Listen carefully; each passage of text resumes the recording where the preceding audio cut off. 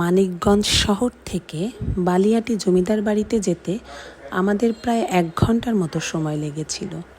এই যে মূল ফটক দিয়ে আমরা ঢুকছি, ঢুকেই 3টা প্রকাণ্ড প্রাসাদ আর তার 3টা প্রবেশদ্বার। প্রত্যেকটা প্রবেশদ্বারের মাথায় স্বর্ণের রঙে রং করা 3টা প্রকাণ্ড সিংহ, যেটাকে আমরা সিংহদ্বার বলতে পারি। এই প্রকাণ্ড 3টা প্রাসাদের দুইটা মাঝখান দিয়ে ভেতরে যাওয়ার জন্য সরু একটা রাস্তা ছিল। দুপাশে যেতে যেতে আমরা এর ভিতরের জানালা দিয়ে ভেতরের অংশ দেখছিলাম।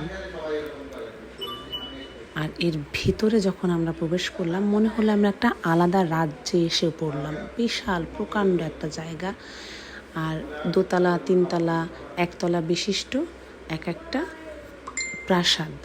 বলা হয় যে এক একটা প্রাসাদ এক একটা জমিদার পুত্রের জন্য, জমিদার ভ্রাতার জন্য, জমিদার কন্যার জন্য, জমিদারদের বোনদের জন্য অবশিষ্ট ছিল।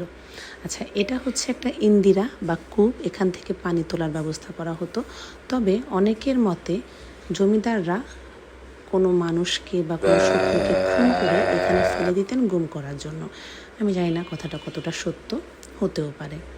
এই যে প্রকাণ্ড একটা দিঘি, পদ্ম দিঘি, যেটা 7টা ঘাট বিশিষ্ট দিঘি ছিল। তার মানে গুনে গুনে 7টা ঘাট ছিল। এখানে একটা টানেল দিয়ে পদ্মা নদীর পানি সরাসরি এখানে প্রবেশ করতো জোয়ারের সময়, এবং সারা বছর এখানে নদীর পানি অবস্থিত থাকতো।